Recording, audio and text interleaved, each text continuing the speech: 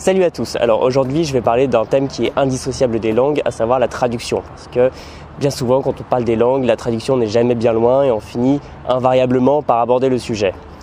Donc je vais plus particulièrement parler de l'apprentissage des langues et de la traduction, et donc utiliser la traduction dans votre apprentissage d'une langue, est-ce que c'est une bonne ou une mauvaise idée? C'est de ça qu'on va parler aujourd'hui.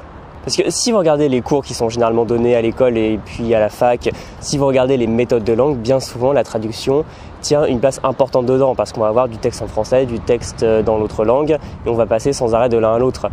Si vous avez déjà fait des études de langue, vous avez très certainement fait de la version et même du thème. On va voir ce que c'est très bientôt. Et donc vous avez fait de la traduction. Et à mon avis, à cause de cette tradition qui donne un poids très important à la traduction dans l'apprentissage des langues en France, eh bien on va en manger sans arrêt partout. Donc est-ce que dans le fond c'est réellement quelque chose d'intéressant pour vous si vous voulez apprendre une langue? Donc la traduction, tout d'abord, je ne pense pas vous l'apprendre, c'est tout simplement prendre un discours exprimé dans une langue et le reproduire mais avec les mots d'une autre langue. Et il y a généralement deux grandes formes de traduction qui sont d'une part la traduction orale instantanée, ce qu'on appelle souvent l'interprétation, et la traduction qui se base sur des supports écrits et qu'on appelle généralement la traduction tout simplement. Et en plus de ça, il y a deux sens à la traduction, c'est-à-dire la version et le thème. Donc la version, c'est ce qu'on voit le plus souvent, c'est-à-dire vous prenez un texte dans votre langue cible et vous le traduisez vers le français, votre langue maternelle. Donc par exemple, vous prenez un texte en allemand, en russe, en suédois, et vous le traduisez vers le français. Et il y a l'autre sens qui est le thème, qui consiste à traduire de votre langue maternelle vers la langue cible. Par exemple, eh bien, vous prenez un texte en français et vous le traduisez vers le chinois. Alors avant toute chose, deux éléments importants, je ne vais pas parler dans cette vidéo de comment devenir traducteur ou comment s'améliorer en tant que traducteur. Il y avait déjà une personne d'une agence de traduction qui avait écrit un article sur le blog, donc si la traduction en tant que carrière vous intéresse, je vous invite à vous référer à cet article, vous aurez le lien dans la description. Et je vais parler de la traduction de manière assez large, c'est-à-dire prendre un texte et le décoder. Parce que finalement, dans l'activité de traduction, l'activité de traducteur, il y a une grosse partie qui est moins centrée sur la langue depuis ou vers laquelle on traduit que vers le travail sur sa langue maternelle. C'est-à-dire, si vous voulez traduire un texte de l'anglais au français et en faire une belle traduction, il y a la moitié du travail qui consiste à décoder ce que vous lisez en anglais et l'autre moitié qui consiste à en faire un beau texte français qui soit naturel et qui, comme on dit, ne sonne pas comme une traduction. Donc ça je vais l'éluder un peu parce qu'on parle vraiment de l'apprentissage et sauf si vous voulez vous améliorer en tant que traducteur, c'est pas quelque chose qui va beaucoup vous servir. Et donc si j'en parle, c'est que vous l'avez remarqué sans doute, c'est très très courant de voir la traduction utilisée jusque dans les méthodes, parce que si vous prenez la plus célèbre en France, la méthode A6000, vous savez comment c'est fait. Il y a une page à gauche qui est dans la langue apprise et une page à droite avec la traduction en français. Et même les exercices sont finalement dans ce goût-là, parce qu'il y a un premier exercice de compréhension et dans le fond, c'est jamais que de la traduction de la langue vers le français. Et il y a un deuxième exercice de texte à trous, mais finalement vu qu'ils deviennent plus compliqués par la suite et qu'il y a de plus en plus de trous et moins en moins de mots, c'est quasiment un exercice de thème assisté. Donc finalement on reste dans la traduction, version et thème dans chacune des leçons de la méthode A6000 et dans plein d'autres méthodes de langue. Parce que de toute façon, un des supports les plus simples, c'est de produire du texte, voire de l'audio avec, donc les éditeurs entre guillemets ne s'embêtent pas et font globalement des méthodes qui sont basées sur des textes à lire, à écouter et avec tout l'aspect de traduction qui va avec. Il y a d'autres types de méthodes, mais globalement, si vous achetez une méthode dans le commerce, vous allez très certainement vous retrouver avec de la traduction. Donc, ce qui nous amène à porter un regard critique, parce que vu que c'est omniprésent, on peut se demander si c'est si intéressant. Donc, vous aurez deviné facilement que si je pose la question, c'est que je ne suis pas 100% positif au sujet de la traduction. Et la première mise en garde que j'aurais, c'est de ne pas devenir dépendant de la traduction. Parce que, comme je l'ai dit un peu plus tôt, avec la traduction, on va fatalement, par nature, passer beaucoup de temps sur le texte français. Et ça, c'est un écueil parce que ce que vous voulez, c'est vous immerger dans la langue cible, pas dans le français. Vous voulez apprendre à penser dans cette langue, vous voulez l'assimiler le plus possible. Et le trop-plein de textes français risque finalement de vous faire perdre votre temps. Et dans un sens, qu'il y ait des traductions en français pour vous aider, c'est bien. Qu'il y ait des notes en français, c'est bien aussi, parce que sinon, vous n'aurez aucune idée sur ce que vous lisez ou ce que vous entendez.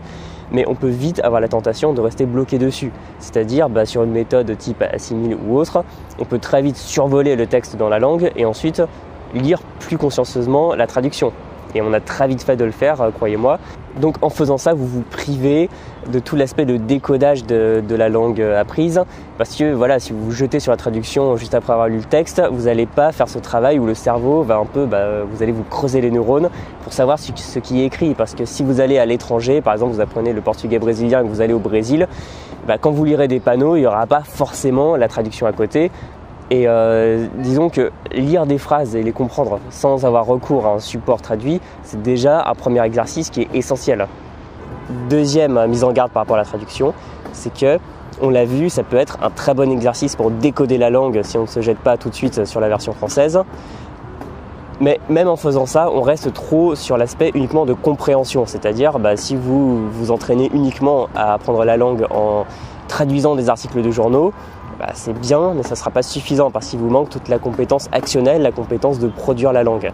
J'ai fait il y a quelques temps une vidéo sur la différence fondamentale qui existe entre parler et comprendre une langue, qui sont deux compétences essentielles mais séparées et il faut travailler les deux. Donc si vous ne faites que de la traduction, il va vous manquer la moitié de votre apprentissage. Troisième mise en garde vis-à-vis de la traduction, c'est que c'est un exercice qui n'est pas toujours présenté de manière pertinente. Parce que pour prendre un exemple que beaucoup de gens connaissent, Duolingo a des exercices de traduction dans les deux sens et il arrive, surtout sur les cours assez neufs, qu'on traduise de la langue étudiée vers le français et que là on est faux, alors que la traduction était juste. Simplement parce que le logiciel n'avait pas encore pris en compte les possibilités qu'on a mises dedans. Et pour aller plus loin, le problème de la traduction, c'est que si on n'a personne pour contrôler que c'est juste, on est vite limité.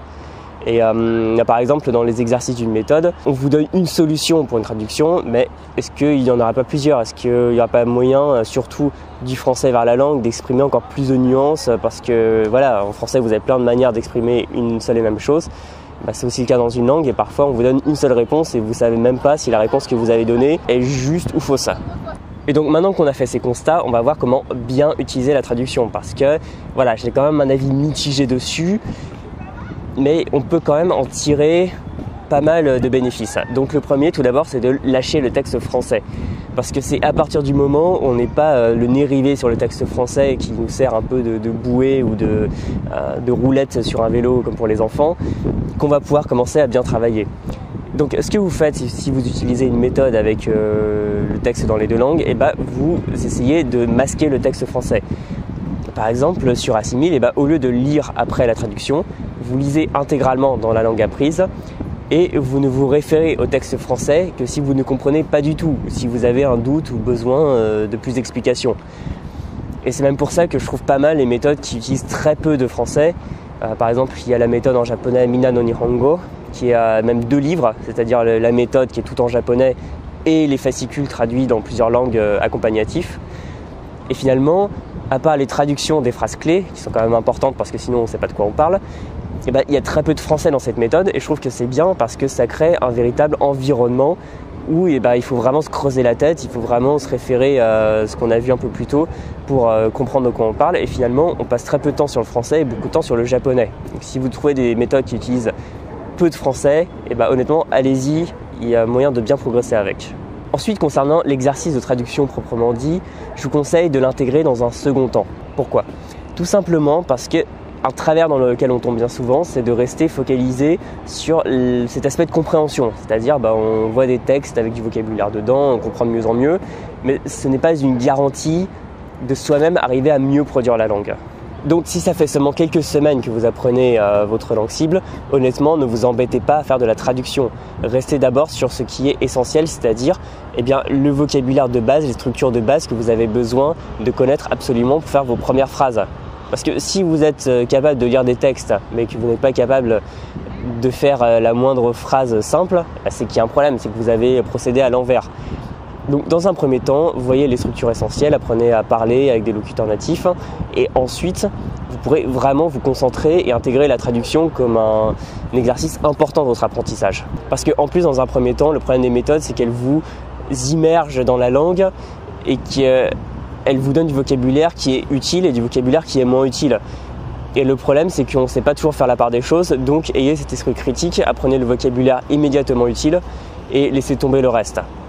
Et C'est ensuite, quand vous aurez assez de vocabulaire et que vous aurez atteint la maturité qui vous permettra d'apprendre du vocabulaire en contexte, que vous pourrez là vous mettre par exemple à prendre un petit article de journal, prendre un paragraphe et vraiment le traduire à fond. Donc encore une fois, laissez tomber tout l'aspect pour bien le mettre en forme en français, sauf si vous voulez faire cet exercice pour vous entraîner en tant que traducteur.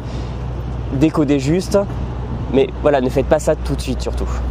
Maintenant qu'on a pas mal parlé de la traduction du point de vue de la version, c'est-à-dire traduire de la langue vers le français, on va voir l'exercice du thème qui est très souvent occulté parce qu'il est plus compliqué, mais qui est potentiellement très puissant. Donc dans un premier temps, ça ne sera pas utile parce que vous avez besoin de chercher du vocabulaire pour faire des phrases et commencer à parler. Ça, c'est votre priorité. Mais une fois que vous aurez un bon niveau, que vous commencerez à pouvoir exprimer des nuances, c'est-à-dire avoir plus d'un verbe ou un adjectif pour dire une chose, là, ça peut devenir très intéressant pour deux raisons. Tout d'abord parce que ça vous force à produire la langue, c'est-à-dire vous n'êtes pas simplement dans une phase de réception, vous êtes actif, vous réfléchissez et donc dans vos neurones il se passe des choses, il se passe des connexions qui font que vous allez créer des phrases dans cette langue. Et donc ça, c'est très bien parce que c'est ça qui ancre réellement les connaissances dans la mémoire. Et ensuite, vous allez voir le vocabulaire qui vous manque. Parce que c'est comme dans une conversation, si à un moment vous voulez dire une chose mais que ça ne vous vient pas, vous savez sur quel vocabulaire travailler. Et donc ça va vous permettre de voir par exemple s'il vous manque des structures pour exprimer certaines choses. Par exemple, si dans votre texte il y a A est plus grand que B et que vous n'arrivez pas à le dire, ça montre qu'il va falloir réviser cette structure qui est importante. Alors par contre, faites attention, cet exercice est intéressant uniquement si vous avez au moins la traduction dans les deux langues, c'est-à-dire comme dans Assimile, à partir de la seconde vague, c'est-à-dire la leçon 50, il vous propose de traduire les anciennes leçons du français vers la langue cible. Donc là au moins vous avez une référence, parce que si vous en avez aucune, vous allez juste traduire et vous ne saurez pas si c'est bien ou pas bien.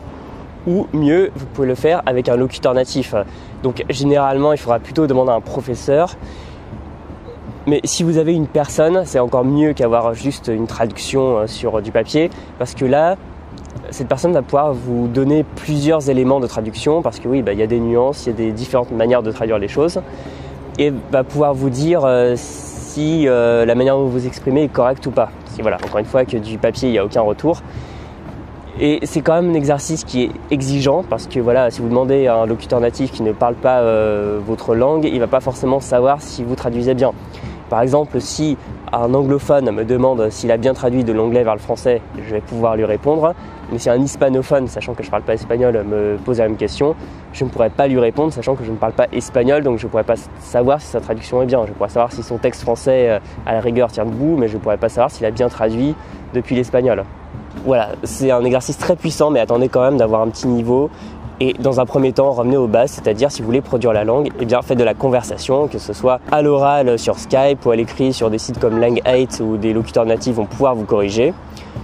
Donc en gros, tout ce dont je parle d'ailleurs dans la formation Conversation efficace, donc faites de la conversation à l'oral et à l'écrit, ce sera beaucoup plus efficace pour commencer. Alors ma conclusion sur la traduction, c'est que c'est potentiellement un très bon exercice, mais que culturellement en France on l'utilise trop. Parce que voilà, moi j'ai fait des études de langue, vous avez peut-être fait des études de langue, on fait forcément de la traduction et on fait souvent beaucoup moins de conversation. Ce qui fait que bien souvent, on arrive à très bien comprendre ce qui se dit dans des articles de journaux, mais quand on va dans le pays, on se retrouve paralysé, les mots ne sortent pas de notre bouche, c'est quand même dommage. Donc même si la traduction a ses lettres de noblesse, sachez la remettre à sa place, c'est-à-dire dans un second temps, et sur un exercice ciblé, et ne perdez pas trop de temps dessus non plus. Donc c'était mon avis sur la traduction dans l'apprentissage des langues, donc surtout si vous utilisez ou n'utilisez pas la traduction comme support d'apprentissage, n'hésitez surtout pas à en parler parce que voilà, il y a plein de controverses à ce niveau-là. Il y a des gens qui disent que c'est la panacée, d'autres qui disent qu'il faut éviter absolument. Moi, je suis un peu entre les deux. Voilà, donc n'hésitez pas à en parler dans les commentaires et comme ça, on va peut-être pouvoir découvrir de nouveaux exercices super utiles de traduction pour apprendre une langue. Donc, je vous remercie d'avoir regardé cette vidéo. Comme d'habitude, vous pouvez cliquer sur j'aime, partager et vous abonner à la chaîne. Et pour finir, concernant l'actualité du site, je rappelle que je fermerai ce soir les inscriptions à la formation Oser parler une langue, donc qui est consacrée à la confiance en soi dans le cadre de la pratique d'une langue. Donc si la formation vous intéresse, il vous reste quelques heures pour vous inscrire et je vous mets le lien dans la description, comme ça vous pourrez voir si ça vous correspond. Et pour ma part, je vous souhaite une très bonne journée, soirée au choix et à très bientôt. Salut!